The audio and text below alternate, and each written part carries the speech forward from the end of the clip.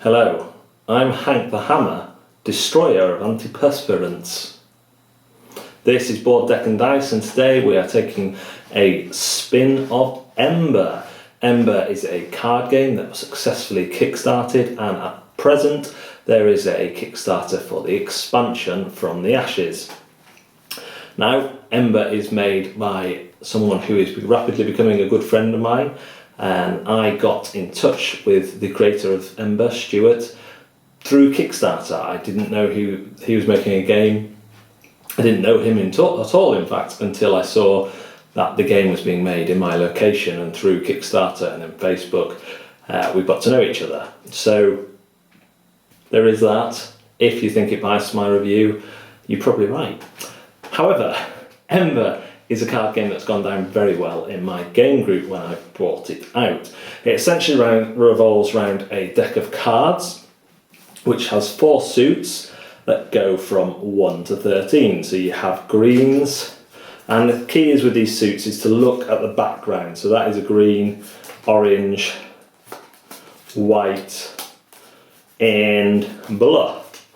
Also in that deck you have 3 Archmage cards, which have this purple background, and they can be used as a wild card, so they can be used to make any set, or they can be used to flip or unflip cards, which we'll come on to in a minute. I haven't put all the cards out because there is 13 currently of these cards that you can buy by creating sets of cards similar to poker, but there's no things like 2-pair, full houses, anything like that. It's usually cards of the same element or runs of the same element or matching wizards. So when the game talks about wizards, it's talking about these cards in the normal deck. These are conjurations, and the Archmage cards are types of wizard.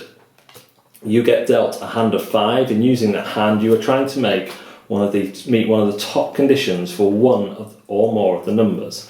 Then you decide which of those to conjure. So say in the first round I get 2 cards of the same element. Pretty easy to do.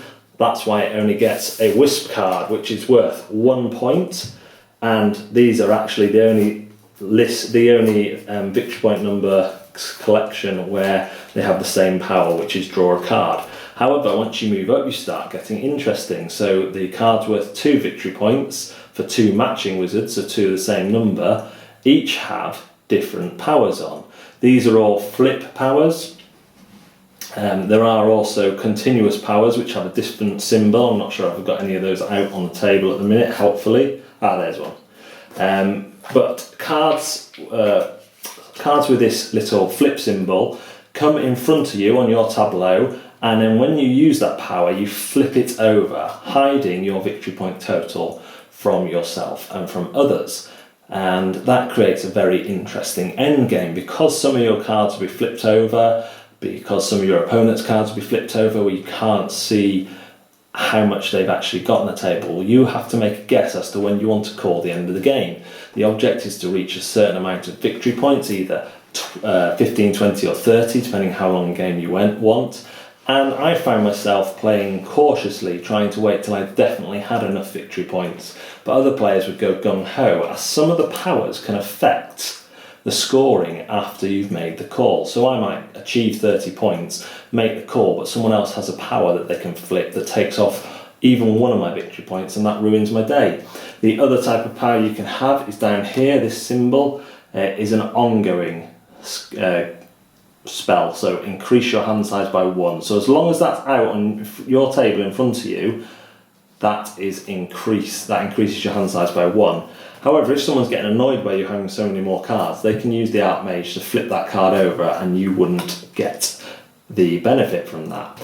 The card skill balance is very good in this game. There are cards that counteract other abilities, enable you to flip cards, enable you to flip them back over, and although it can look a little intimidating, that's one of the things we review here on Board Deck and Dice, because you have 13 piles of 3 cards out.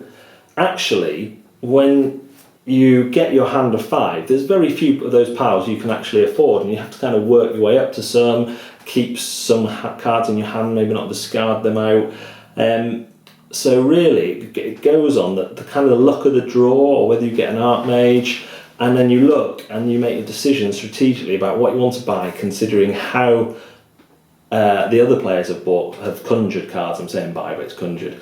So instantly you kind of want to go for the big numbers to put some pressure on them. But some of the lower numbers have really good skills. I have play tested the expansion for this in its prototype phase, and that adds a lot more to the end game. A lot more can change in the end game with the expansion, because there are lots of different scoring and alterations to VPs. It adds artifacts and tutors, or at least it did in the version I played, which are again a more powerful card but harder to get, and when you conjure them they have some really good powers. It's a variable game as well, because if you get it from Kickstarter certainly and get the promos, you have more than 3 of each victory point number, yet you only put 3, or if you wanted 2, you know, you could do it however you wanted. 3 is really well balanced, but you can change which cards you put out. So this time I've got the Jack-o'-lantern, the Eagle and the Fire Owl. I've got another 2 card in there that I can change one of those for, giving me another power, that sort of thing. I'm really glad I backed this game.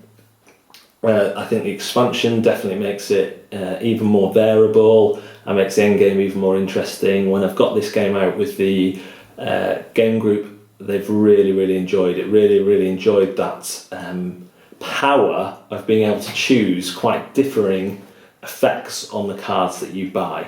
So intimidation factor, from the looks of things, can be medium, because you're looking at all these cards and they've all got the writing on you, you're like, whoa, that's a lot to take in. But actually the rules are really simple, a couple of pages, that's it. So a double-sided page, that's it. The rules are clear, the rule sheet is good, it makes sense, and the fun factor is very high. So this is a recommendation for me if you like card games with kind of a standard deck of cards that's been changed and altered. You could even play normal cards with this deck of cards that you use for your conjuring, and variable powers, differing end games where it can all change even though someone thinks they've won. Then give this a look. Certainly if you've already got the base game, get on Kickstarter, back the expansion. You can also, if you haven't got the base game, back both together on that Kickstarter. Now, I have been Hank Hammer, devourer of antiperspirant, and this has been Board, Deck and Dice. Thanks for watching.